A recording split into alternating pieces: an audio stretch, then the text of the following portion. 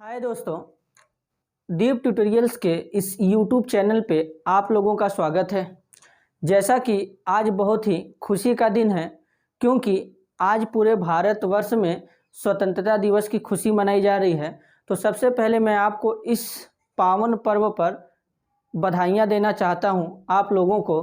तो आपको हमारे और हमारे टीम के तरफ से स्वतंत्रता दिवस के उपलक्ष्य में ढेर सारी हार्दिक शुभकामनाएँ। अब हम लोग अपने टॉपिक पर आते हैं। तो हम लोग इलेक्ट्रोकेमिस्ट्री के ऊपर डिस्कस कर रहे थे। तो इलेक्ट्रोकेमिस्ट्री जो है ये एक बड़ा ही इम्पोर्टेंट चैप्टर है किसी भी एग्ज़ाम के पॉइंट ऑफ व्यू से। तो इसमें हम लोग oxidation half cell, reduction half cell, ये सब ऑलरेडी पढ़ रखे हैं। तो आज हम लोग क्या पढ़ने वाले हैं, आज का टॉपिक हम लोग का है सेल रिप्रेजेंटेशन। सेल रिप्रेजेंटेशन का मतलब होता है कि सेल को कैसे रिप्रेजेंट किया जाएगा, कैथोड के किस साइड रिप्रेजेंट करेंगे और एनोड को किस साइड रिप्रेजेंट करेंगे, साल्ट ब्रिज को कैसे रिप्रेजेंट करते हैं। तो आज के वीडियो लेक्चर में इन सब टॉपिक के ऊपर हम लोग क्या करेंगे, चर्चा करेंगे। तो आइए हम लोग सेल रिप्रेजेंटेशन के बारे में पढ़ते हैं।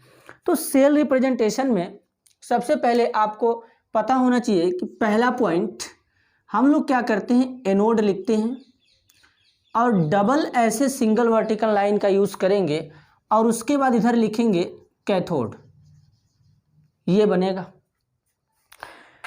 अब हमारा एनोड क्या होता है, कैथोड क्या होता है।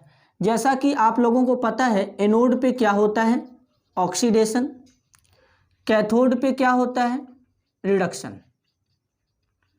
तो ये आपको पहले पता हो जाना चाहिए। क्योंकि जो एनोड होता है, एनोड को हमेशा लेफ्ट साइड में रखते हैं और कैथोड को हमेशा राइट साइड में रखते हैं। तो अगर कोई इक्वेशन लिख करके आ जाए हम लोग के सामने तो हम लोग क्या करेंगे, उसको देख करके ही पहचान लेंगे, क्योंकि जो लेफ्ट साइड में लिखा होगा वो हमारा एनोड होगा और जो राइट साइड में लिखा होगा वो हमारा कैथोड होगा। तो यानी इसमें क्या पता चला कि anode is placed before cathode. Anode को क्या करते हैं, कैथोड के पहले रखते हैं। अब इसमें दूसरा पॉइंट, ये जो ऐसे वाला लाइन है, इस लाइन का नाम होता है साल्ट ब्रिज। इस लाइन का नाम है साल्ट ब्रिज। जब हम लोग डेनियल सेल पढ़े थे तो डेनियल सेल में साल्ट ब्रिज का यूज किया गया था।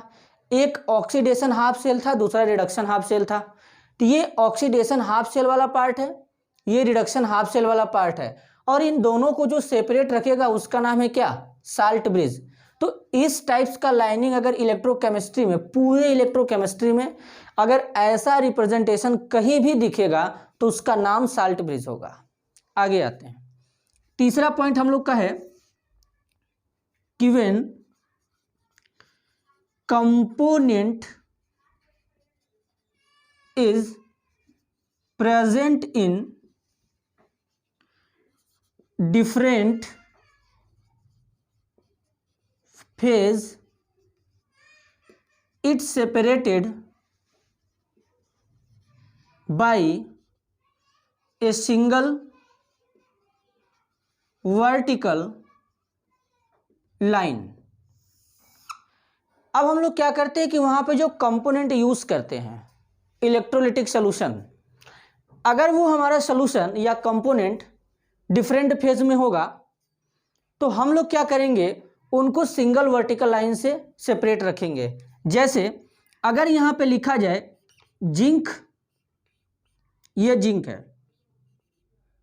सॉलिड, तो इसको ऐसे सेपरेट रखेंगे और यहाँ पे लिखा जाएगा जिंक +2 एक्वस।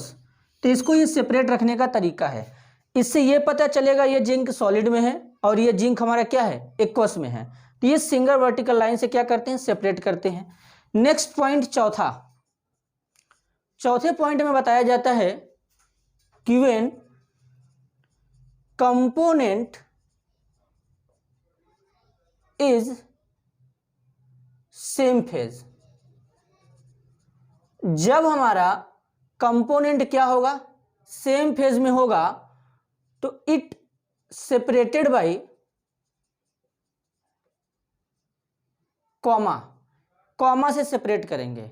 जैसे अगर लिखा जाए Fe+2 और Fe+3, अगर ये दोनों एक्वस में हो जाएं या फिर ये दोनों सॉलिड में हो जाएं तो यहाँ पे सिंगल वर्टिकल लाइन का यूज नहीं करना, यहाँ पे ऐसे क्या करेंगे, एक कॉमा लगा देंगे तो इससे पता चल जाएगा। तो ये टोटल आपका जो सामने बोर्ड पे रिप्रेजेंटेशन दिख रहा है इसी को हम लोग कहते हैं सेल रिप्रेजेंटेशन। अब इतना आपको क्लियर हो चुका होगा कि सेल को रिप्रेजेंट करने का तरीका क्या होता है, और सेल को रिप्रेजेंट करने का तरीका यही होता है। ठीक है, पहले एनोड को रखा जाएगा, देन बाद में कैथोड को रखेंगे। इन दोनों को जो सेपरेट रखेगा उसका नाम है साल्ट ब्रिज। अब उसके बाद अगर कंपोनेंट हमारा डिफरेंट फेज में होगा तो इसके लिए सिंगल वर्टिकल लाइन का यूज करेंगे, और अगर सेम फेज में होगा तो कामा का यूज करेंगे। अब हम लोग अगले टॉपिक के ऊपर डिस्कस करते हैं। तो अब हम लोग देखेंगे ईएमएफ। ईएमएफ का दूसरा नाम होता है सेल पोटेंशियल। अब हम लोग सेल पोटेंशियल देखेंगे। तो ईएमएफ का पूरा नाम होता है इलेक्ट्रोमोटिव फोर्स, और इसी को सेल पोटेंशियल भी बोला करते हैं। तो इसका पहले डेफिनेशन लिखा जाएगा, it is electromotive force developed due to potential difference between anode and cathode. अगर हम लोग कोई इलेक्ट्रोकेमिकल सेल यूज करते हैं तो उस इलेक्ट्रोकेमिकल सेल में जो इलेक्ट्रोड यूज करेंगे, एक हमारा एनोड होगा, दूसरा कैथोड होगा। तो ये मान लीजिए एनोड, ब्लैक वाला एनोड है और रेड वाला हमारा क्या है, कैथोड है। इन दोनों इलेक्ट्रोड के बीच में, यानी यहाँ पे इनके बीच में जो हमारा पोटेंशियल डिफरेंस होगा उसी को हम लोग क्या बोलेंगे, सेल पोटेंशियल या ईएमएफ बोला करते हैं। और ये बड़ा ही इंपॉर्टेंट है, किसी भी एग्जाम में सेल का ईएमएफ पूछ देता है कैलकुलेट करने के लिए। Next, it is represented by E cell. तो अब हम लोग यहां पे इसका फार्मूला लिखने वाले हैं। अब इसका फार्मूला क्या लिखेंगे, फार्मूला क्या बनेगा, फार्मूला चेक करते हैं। तो यहां पे फार्मूला क्या बनेगा, E cell equal to OP plus RP, ये फार्मूला बनेगा। ओपी का मतलब होता है ऑक्सीडेशन पोटेंशियल, आरपी का मतलब होता है रिडक्शन पोटेंशियल। अब ओपी हमारा कहां पे होता है, तो E cell equal to OP हमारा क्या होगा, एनोड प्लस आरपी कैथोड, ये हमारा फॉर्मूला बनेगा। जैसे मान लीजिए अगर ए हमारा कोई एलिमेंट है, ए से हमारा जाता है x positive, an electron donate किया। तो जब एन इलेक्ट्रॉन डोनेट करेगा तो यहां पे क्या होगा, ऑक्सीडेशन। तो इसको हम लोग क्या लिखेंगे, ऑक्सीडेशन हो गया। अब अगर हम इसका ई सेल लिखें तो ई सेल लिखने का तरीका होगा, ए को लिखेंगे। अब ये दोनों जब डिफरेंट फेज में होंगे तो इनको सिंगल वर्टिकल लाइन से सेपरेट रखेंगे, तो स्लैश का साइन लगा के पॉजिटिव एक्स लिख देंगे। अब उसके बाद ये मान लेते हैं कि ये हमारा यहाँ पे एन इलेक्ट्रॉन डोनेट किया होगा, तो इसका कुछ हमारा सेल पोटेंशियल दिया होगा, कितना भी वोल्ट दिया हो, तो इसका हम मान लेते हैं कि जो सेल पोटेंशियल देगा वो हमारा प्लस एक्स वोल्ट दे देगा। ठीक है, क्या देगा, प्लस एक्स। अब इसके बाद जस्ट ऑक्सीडेशन का अपोजिट क्या होता है, रिडक्शन। तो जब हम लोगों ने ये ऑक्सीडेशन का लिखा है तो ये हमारा क्या होगा, ओपी होगा, ऑक्सीडेशन पोटेंशियल के टर्म में। अब ऑक्सीडेशन का जस्ट अपोजिट हमारा क्या होता है, रिडक्शन। तो इसी को हम लोग क्या करेंगे, वापस से इधर पलट देंगे। तो क्या होगा, ए पॉजिटिव इलेक्ट्रॉन गेन किया और ए में कन्वर्ट हो गया। तो इसको लिखने का सबसे अच्छा तरीका ई हो जाएगा, ए के पावर में पॉजिटिव और यहाँ पे ए लिखेगा। अब मान लेते हैं कि इसका जो वैल्यू देगा वो कैसे पता चलेगा, तो आपको क्या करना है, बस ऑक्सीडेशन का जस्ट अपोजिट रिडक्शन होता है। तो अगर ऑक्सीडेशन में अगर इसका वैल्यू पॉजिटिव है तो रिडक्शन में क्या कर देंगे हम लोग, नेगेटिव में चेंज कर देंगे, यानी -x लिख देंगे, कहानी खत्म होगा। अब ये क्या रहेगा, ये हमारा आरपी रहेगा, ठीक है। तो यानी टोटल फार्मूला अब आपका क्या बना, अब यहां पे हमारा आरपी है, जस्ट ऑक्सीडेशन पोटेंशियल का क्या है, अपोजिट है। तो अब यहां पे एक चीज हमको क्या पता चला, तो जो ऑक्सीडेशन पोटेंशियल का अपोजिट होता है वो हमारा आरपी होता है। तो इसके लिए हम लोग कौन सा साइन यूज कर देंगे, माइनस, क्योंकि ये इसका जस्ट रिवर्स है। तो फार्मूला, पहला फार्मूला देखिए, अब फार्मूला देखिएगा, ई सेल इक्वल टू क्या बनेगा, OP anode plus RP cathode, ये हम लोग का पहला फार्मूला। अगर हम लोग इसी को लिख दें तो ओपी का जस्ट अपोजिट माइनस आरपी होता है। तो second formula E cell equal to minus RP anode plus RP cathode. अब ये आप कंफ्यूजन में मत जाइएगा कि दोनों जगह आरपी क्यों लिखा गया, यहां पे माइनस आरपी एनोड है, ये आरपी कैथोड है। माइनस आरपी कैसे आया, ऑक्सीडेशन पोटेंशियल का जस्ट अपोजिट हमारा क्या होता है, रिडक्शन पोटेंशियल। तो इसके जगह हम लोग क्या कर सकते हैं, माइनस आरपी लिख सकते हैं। इतना आपको क्लियर होगा। अब हम क्या करेंगे, अगर इसी फार्मूले को स्टैंडर्ड कंडीशन में कन्वर्ट करेंगे तो क्या होगा, तो इसी फार्मूले के जब हम लोग स्टैंडर्ड कंडीशन में कन्वर्ट करेंगे तो स्टैंडर्ड कंडीशन आपको बताया गया था कि स्टैंडर्ड कंडीशन में हम लोग क्या करते हैं कि जो हमारा प्रेशर होता है 1 बार या 1 atm का होना चाहिए, टेम्परेचर हमारा 25 डिग्री सेल्सियस होना चाहिए और सोल्यूशन हमारा 1 मोलर का होना चाहिए। तो उस कंडीशन को हम लोग स्टैंडर्ड कंडीशन कंसीडर करते हैं। तो अगर इस फॉर्मूले को मैं चेंज कर दूं स्टैंडर्ड कंडीशन में तो क्या बनेगा, यहाँ पे स्टैंडर्ड कंडीशन में क्या बनेगा जरा देखिएगा। तो स्टैंडर्ड कंडीशन में बनेगा E not cell equal to OP anode plus RP cathode, पहला फार्मूला। दूसरा हमारा ये बन सकता है ई नॉट सेल, और एक बात तो आपको पता है कि जब हम लोग स्टैंडर्ड लिखते हैं तो स्टैंडर्ड में हम लोग यहाँ पे एस का यूज़ करेंगे। तो ये एसओपी, ये SRP, standard oxidation potential, standard reduction potential, ठीक है। अब ये क्या बनेगा, E cell equal to minus S R P anode plus S R P cathode, ये वही फार्मूला है। ये जो नीचे फार्मूला लिखा गया था यही फार्मूला यहाँ पर भी लिखा गया है। इन दोनों में बस फर्क इतने का है कि ये स्टैंडर्ड कंडीशन में है और ये हमारा बिना स्टैंडर्ड कंडीशन में है। अब मान लीजिए कोई एक न्यूमेरिकल दिया, ऐसे एक प्रॉब्लम हम लोग सॉल्व करते हैं न्यूमेरिकल। अब न्यूमेरिकल क्या दिया, ए से A+3 और 3 इलेक्ट्रॉन डोनेट किया, और इसका जो दिया है एसओपी दिया है, मतलब ई सेल जो दिया है इसका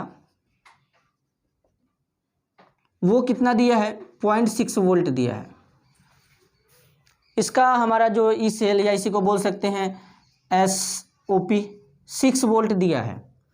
दूसरा हमारा क्या किया कि बी से बी पॉजिटिव था, 2 इलेक्ट्रॉन गेन किया, बी में कन्वर्ट हुआ और इसका दिया है एसआरपी 0.4 वोल्ट दिया है। अब हमसे पूछ ले कि नेट सेल रिएक्शन क्या होगा और ईएमएफ सेल का क्या होगा। इस न्यूमेरिकल को हमको सॉल्व करना है। तो अब इसके लिए हम लोग क्या करेंगे, तो इसके लिए पहले आपको क्या करना है, इसके लिए आपको ईएमएफ कैलकुलेट करना है। उसके बाद नेट सेल रिएक्शन लिखना है कि इस सेल में पूरा का पूरा रिएक्शन क्या होगा। तो आइए हम लोग इस प्रॉब्लम को सॉल्व करते हैं और देखते हैं कि ये कैसे सॉल्व होगा। तो अब इसको सॉल्व करने का सबसे अच्छा तरीका है, तो जब भी अगर ऐसा दिया हो, जब भी यहाँ पे ऐसे डाटा दिया हो, इसका डाटा एसओपी के फॉर्म में दिया है, तो यानी हमारा कैसे रहेगा, ई सेल यहाँ पे दिया रहेगा ए से A+3 कितना दिया है 0.6 वोल्ट, इसका दिया है बी पॉजिटिव से B 0.4 वोल्ट। तो डाटा ऐसे भी देता है या इसी डाटे को चेंज कर देता, इसको ऐसे भी दे सकता था ई बी से बी पॉजिटिव। तो जो हम लोग को डाटा देता है, जैसे ये डाटा दिया है, ये डाटा दोनों ऑक्सीडेशन के टर्म में भी दे सकता है। 100 में से एकाध कंडीशन में ये चेंज कर देता है, तो ये उलझाने के लिए किसी भी कंडीशन में दे सकता है। तो हम लोग क्या करेंगे, अपने इस फार्मूले को अप्लाई करेंगे। तो उससे पहले हम लोगों को बस एक ही चीज़ पे फोकस करना पड़ेगा, ये जो रिएक्शन लिखा है, इस रिएक्शन के बेसिस पे पूरा प्रॉब्लम सॉल्व हो जाएगा। पहले हम लोग डाटा को नहीं देखेंगे। तो आइए हम लोग सॉल्व करते हैं। तो पहले आप डाटा को मत देखिए, पहले आप अपना रिएक्शन देखिए। तो रिएक्शन में पहला ए से हमारा A+3 में कन्वर्ट हुआ है, यानी ए से किस में कन्वर्ट हुआ है, यहाँ पे है सॉल्यूशन। ए से A+3 में कन्वर्ट हुआ और 3 इलेक्ट्रॉन डोनेट किया, तो ये हमारा ऑक्सीडेशन वाला टर्म होगा। तो इसके लिए जब हम लोग ई सेल लिखेंगे तो क्या बनेगा, ए से A+3 और यहाँ पे डाटा कितना दिया है 0.6 वोल्ट दिया है। इसको ऐसे लिखिए अपने तरीके से। अब सेकेंड टर्म में हमारा क्या दिया है, B+2 दिया है, 2 इलेक्ट्रॉन गेन किया है, B में कन्वर्ट हुआ है। और इसका अब यहाँ पे B में कन्वर्ट हुआ तो मतलब यहाँ पे क्या होगा, रिडक्शन। अब देखिए, मान लीजिए कि यहाँ पर इसका वैल्यू ऐसे लिखा है, तो अब हम लोग क्या पता है कि ऑक्सीडेशन का जस्ट अपोजिट हमारा रिडक्शन होता है। तो हम लोग क्या करेंगे, इसका जब ई सेल लिखेंगे तो B2 पॉजिटिव से B में कन्वर्ट करेंगे, तो ऑलरेडी हमारा ये सही लिखा जाएगा। तो ये ऐसे चेंज करेंगे हम लोग। तो हम लोग को क्या करना है कि पहले ऐसे इक्वेशन देखना है, इक्वेशन के बाद हम लोग ऐसे इसको सॉल्व करेंगे। अगर आप डाटा देख के करते हैं तो डायरेक्ट इनके और इनके वैल्यू को लिख मतलब इस पे लिख करके ऐड कर देते हैं, तो प्रॉब्लम हो जाता। तो आपको पहले रिएक्शन देखना है, उसके बाद देन डाटा को पुट करेंगे और कैलकुलेट कर लेंगे ईएमएफ। तो अब हम लोग क्या करते हैं, तो अब इसका जो ईएमएफ है 0.4 वोल्ट है। अब ऑक्सीडेशन का जस्ट अपोजिट हमारा रिडक्शन होता है, तो यानी इसका जो डाटा बनेगा -0.4 वोल्ट बनेगा। ये इसका करेक्ट डाटा होगा। इसको ऐसे हम लोग चेंज करेंगे, किसी भी फार्मूले मतलब तरीके से अगर सॉल्व करेंगे तो ऐसे ही करेंगे। लेकिन इसी फार्मूले को बुक में ऐसे लिखा होता है कि यहाँ पे क्या लिखा होता है, पहले कैथोड वाले को लिखता है, फिर माइनस का साइन लगाता है, फिर एनोड को लिखता है। तो उससे क्या होता है कि कभी कभार गलती भी हो जाता है। तो हम लोग क्या करेंगे, इस वाले मेथड से कैलकुलेट करेंगे। तो हमेशा रिएक्शन को देखते हुए ऑक्सीडेशन पोटेंशियल का जो वैल्यू दिया रहेगा उसका जस्ट अपोजिट हम लोग क्या करेंगे, रिडक्शन पोटेंशियल का वैल्यू लिखेंगे। तो अगर रिडक्शन पोटेंशियल का वैल्यू अगर पॉजिटिव में दिया है तो नेगेटिव में कर देंगे, अगर नेगेटिव में दिया रहेगा तो पॉजिटिव में कर लेंगे। ये तो हम देखते ही पहचान लेंगे, लेकिन उससे पहले हमको ये रिएक्शन लिखने आना चाहिए। अब आपको क्या करना है, नेट सेल रिएक्शन लिखने के लिए देखिए क्या करना पड़ेगा। ऊपर हमारा अगर ऊपर 3 इलेक्ट्रॉन यहाँ पे है और यहाँ पे 2 इलेक्ट्रॉन है, अगर इलेक्ट्रॉन से इलेक्ट्रॉन को कैंसिल किया जाए तो 1 इलेक्ट्रॉन बचेगा, 1 इलेक्ट्रॉन बचेगा। तो अब क्या करेंगे, 1 इलेक्ट्रॉन ना बचे, क्योंकि जब नेट सेल रिएक्शन लिखते हैं तो पूरा का पूरा इलेक्ट्रॉन हमारा कैंसिल आउट होना चाहिए। जब पूरे इलेक्ट्रॉन को कैंसिल आउट करना है तो यहाँ पे हमको क्या करना पड़ेगा, नीचे यहाँ पे 3 से मल्टीप्लाई करना पड़ेगा, ऊपर 2 से। तो यहाँ पे 3 और 2 का मल्टीप्लाई करेंगे तो 6 इलेक्ट्रॉन, यहाँ पर भी अब कितना होगा 6 इलेक्ट्रॉन। तो इलेक्ट्रॉन से इलेक्ट्रॉन हमारा कैंसिल हो जाएगा, ये हमारा सॉलिड में रहेगा, ये एक्वस में रहेगा, ये एक्वस में रहेगा, ये सॉलिड में रहेगा। तो अब हम लोग नेट सेल रिएक्शन लिखेंगे। नेट सेल रिएक्शन लिखेंगे तो ए हमारा क्या रहेगा, सॉलिड, प्लस B+2 हमारा क्या रहेगा, एक्वस रहेगा। उसके बाद A+3 हमारा बनेगा, A+3 हमारा क्या रहेगा, एक्वस, और बी हमारा क्या रहेगा, सॉलिड। ये हमारा क्या है, रेडॉक्स रिएक्शन है, रेडॉक्स रिएक्शन, यही हमारा नेट सेल रिएक्शन है। ये आपका हो गया।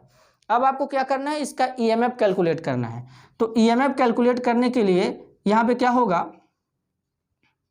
इक्वल टू यहाँ पे SOP anode plus SRP cathode, ये लिख देंगे। अब इसके बाद क्या किया जाएगा, यहाँ पे इनका वैल्यू पुट किया जाएगा। जब इनके वैल्यू को यहाँ पे पुट करेंगे तो ई नोट सेल इक्वल टू क्या होगा, यहाँ पे एसओपी एनोड का वैल्यू कितना दिया है, एसओपी एनोड, और ये हमारा क्या है, एसआरपी है। तो एसओपी का वैल्यू कितना दिया है, 0.6 वोल्ट, प्लस एसआरपी कैथोड का वैल्यू कितना दिया है, -0.4 वोल्ट। अब हम लोग ई नॉट सेल जब कैलकुलेट करेंगे तो यहाँ पर कितना वैल्यू आएगा, यहाँ पर जो वैल्यू आता है ये हमारा आता है 0.2 वोल्ट। ये वैल्यू हमारा क्या बनेगा, 0.2 वोल्ट बनेगा, और ये आपका करेक्ट आंसर है। तो न्यूमेरिकल को हम लोग एक इजी सीक्वेंस में ऐसे ही सॉल्व कर सकते हैं। अगर आपको सेल रिप्रेजेंटेशन आ जाए तो ऐसे हम लोग इसको सॉल्व कर सकते हैं। तो इतना आपको क्लियर होगा। अब अगर वीडियो, ये तो वीडियो ही है, तो अगर आपको क्या हो कि मतलब अगर कभी ऐसा हो जाए कि टॉपिक बीच में थोड़ा ना समझ में आए तो आप चाहेंगे तो वीडियो को रिवर्स करके देख सकते हैं। तो इससे आपका भी टाइम बचेगा, हमारा भी टाइम बचेगा। अब हम लोग इसका स्क्रीनशॉट ले लीजिए, तो हम लोग अगले टॉपिक के ऊपर डिस्कस करेंगे।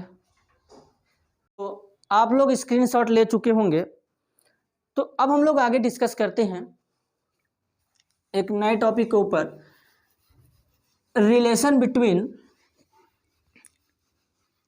EMF of the cell and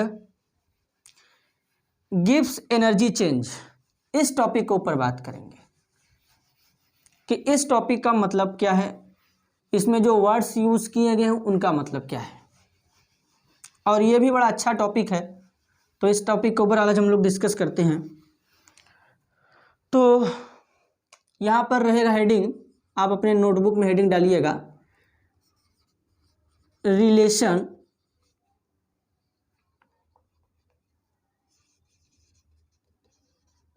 between EMF of the cell and gives energy change। तो हमारे सिलेबस में इसका डेरिवेशन नहीं है, तो जब इसका डेरिवेशन नहीं है तो डायरेक्ट हम लोग फार्मूले की बात करेंगे, delta G equal to -F E cell, ये फार्मूला होता है। हमारे सिलेबस में इसका डेरिवेशन नहीं है, तो डायरेक्ट फार्मूला लिखेंगे और इससे न्यूमेरिकल सॉल्व कर लेंगे, कहानी खत्म हो जाएगा। अब देखिए, डेल्टा जी हमारा क्या होता है, गिब्स एनर्जी चेंज। एन हमारा क्या होता है, नंबर ऑफ इलेक्ट्रॉन, यानी केमिकल रिएक्शन जो भी हमारा हो रहा है वो कितने इलेक्ट्रॉन के बेसिस पे हो रहा है, तो ये एन हमारा नंबर ऑफ इलेक्ट्रॉन होता है। एफ हमारा क्या होता है, एफ हमारा होता है फैराडे, या उसी को हम लोग लिखते हैं 1 फैराडे, 1F। और बाकी तो आप समझ रहे हैं कि ई सेल हमारा क्या होता है, सेल पोटेंशियल, या इसी को हम लोग क्या कहते हैं, ईएमएफ बोला करते हैं। अब जरा देखिएगा, तो डेल्टा जी हमारा जो होता है ये गिब्स एनर्जी चेंज होता है। तो delta G it is introduce to check spontaneity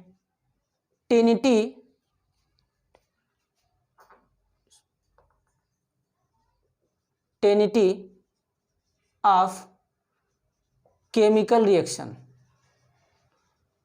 ये क्या करता है डेल्टा जी, कि केमिकल रिएक्शन के स्पॉन्टेनिटी को बताता है कि केमिकल रिएक्शन होगा कि नहीं होगा।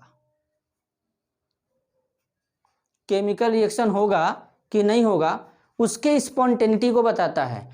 तो स्पॉन्टेनिटी को हम लोग दो तरीके से डिफाइन कर सकते हैं। तो अगर यहाँ पे लिखा जाए स्पॉन्टेनियस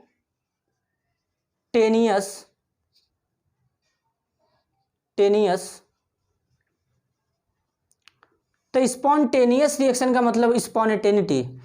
स्पॉन्टेनियस का रिएक्शन का मतलब क्या होता है तो जरा समझिएगा।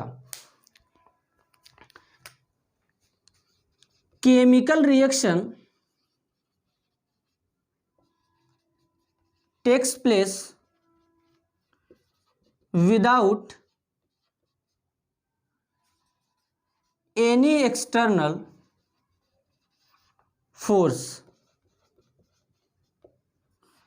जैसे मान लीजिए आपके छत पर पानी का टंकी लगा होगा। अब सपोज मानिए कि उस टंकी में से पानी बाहर निकलने लगा तो वो छत से नीचे आने लगेगा। तो वहां पर क्या किसी भी प्रकार का एक्सटर्नल फोर्स दिया जाता है पानी को नीचे गिरने के लिए? नहीं दिया जाता, वो प्रोसेस फर्दर अपने आप होता है। तो इस टाइप्स का कहीं भी अगर रिएक्शंस होगा तो उसके हम लोग बोला करते हैं क्या? Spontaneous reaction. यानी जहां पे रिएक्शन हमारा बिना किसी एक्सटर्नल फोर्स के होगा। जैसे जो झरना होता है पहाड़ पे, उससे पानी नीचे गिरता है, तो उससे जब पानी नीचे गिरेगा तो वहां पे क्या होगा? स्पॉन्टेनियस रिएक्शन होगा। अब सपोज करिए उसी पानी को ऊपर चढ़ाना हो, तो ऊपर चढ़ाने के लिए हमको क्या करना पड़ेगा? एक्सटर्नल फोर्स अप्लाई करना पड़ेगा। जैसे अभी आपके छत से पानी टपक रहा था टंकी के थ्रू, तो अब अगर उस टंकी में पानी को फिलअप करना पड़े तो हम लोग मोटर जैसे टुल्लू का सहारा लेते हैं, तो ये हमारा नॉन स्पॉन्टेनियस होगा। तो उसके बाद अगर नॉन स्पॉन्टेनियस होगा, spontaneous,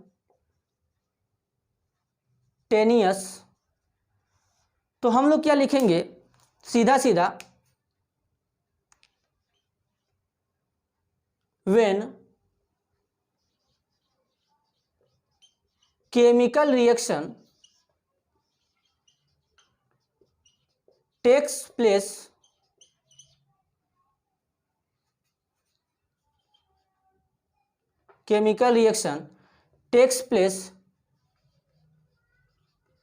with the help of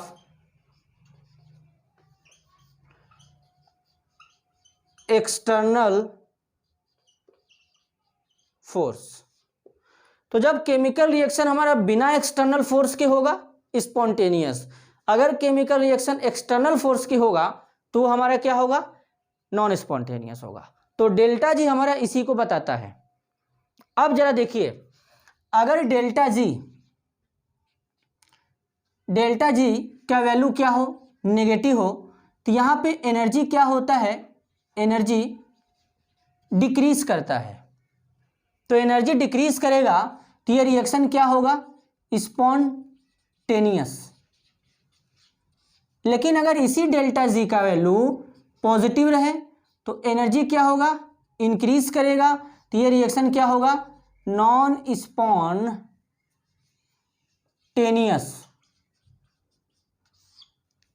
इतना आपको क्लियर होगा। अगर लास्ट टॉपिक पे बात करें कि अगर डेल्टा जी इक्वल टू 0 हो जाए तो इसका मतलब ना ही एनर्जी इंक्रीज करेगा ना ही एनर्जी डिक्रीज करेगा। तो ऐसे केसेस में क्या होगा? ये रिएक्शन कैसा होगा? इक्विलिब्रियम। तो बोलेंगे ये रिएक्शन किसमें है? इक्विलिब्रियम में है। तो ये तरीका होता है इनको पहचानने का। अब अगर इस रिएक्शन को स्टैंडर्ड कंडीशन में लिखा जाएगा तो delta G not equal to हो जाएगा -NF E नॉट सेल। ये स्टैंडर्ड कंडीशन में होगा। तो इतना आपको क्लियर होगा। आपको बस इतना छोटा सा फार्मूला याद रखना है, delta G equal to -NF E cell, जहां पे delta G Gibbs energy change होता है, N नंबर ऑफ इलेक्ट्रॉन होगा, F हमारा फैराडे होगा। अब छोटा सा टॉपिक 1 मिनट का और बचा है, इसी में न्यूमेरिकल भी देख लेते हैं। इसके बाद ये टॉपिक पूरा का पूरा क्या हो जाएगा? समाप्त हो जाएगा। तो यहां पे क्या करेंगे कि यहां पे चेक करते हैं पहले 1 फैराडे इक्वल टू क्या होता है? यहां पे और 1 फैराडे का वैल्यू कितना होता है ये भी चेक करते हैं। तो 1 फैराडे का वैल्यू कैलकुलेट करने के लिए यहां पे क्या होगा, 1 मोल ऑफ इलेक्ट्रॉन,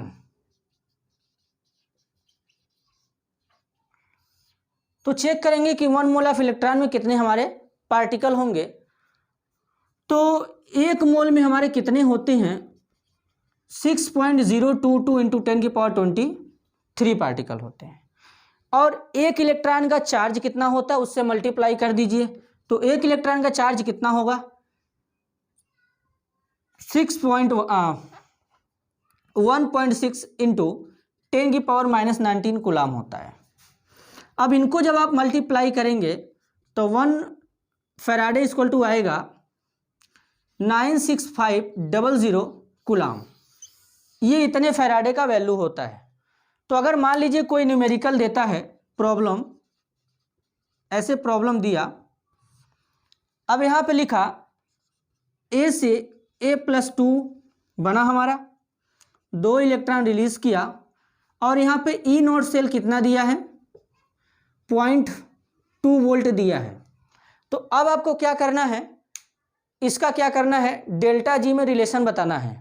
तो आप सीधे फार्मूला लगाइए, delta G equal to -NF E not cell, ये फार्मूला लगाइए, या इसलिए फार्मूला लगाइए, ई नॉट हटा दीजिए, स्टैंडर्ड कंडीशन की बात नहीं करेंगे, ये ई सेल का वैल्यू दिया है। तो डेल्टा जी इक्वल टू क्या हो जाएगा, माइनस एन का वैल्यू यहाँ से रख लेंगे। एन का वैल्यू कहाँ से पता चलेगा कि इस रिएक्शन में 2 इलेक्ट्रॉन डोनेट किया गया है, तो ये रिएक्शन 2 इलेक्ट्रॉन के बेसिस पे हो रहा है। तो एन का वैल्यू कितना होगा 2, एफ का वैल्यू कितना होगा 96500 इंटू ई सेल का वैल्यू कितना दिया है 0.2 वोल्ट। इसी को आप सॉल्व कर देंगे तो आपको डेल्टा जी का क्या हो जाएगा, वैल्यू मिल जाएगा। तो इसी बेसिस पे हम लोग क्या करते हैं कि एक छोटे से फार्मूले से इतना बड़ा हमको बात पता चला, तो इसी के बेसिस पे हम लोग क्या करते हैं कि न्यूमेरिकल या प्रॉब्लम को सॉल्व करते हैं। तो हमारे हिसाब से आज का ये वीडियो आपको अच्छे से समझ में आ चुका होगा। तो अगर आपको ये वीडियो समझ में आ गया तो हमारे वीडियो को लाइक और चैनल को सब्सक्राइब करिए और ज़्यादा से ज़्यादा लोगों तक शेयर करिए। तब तक के लिए धन्यवाद।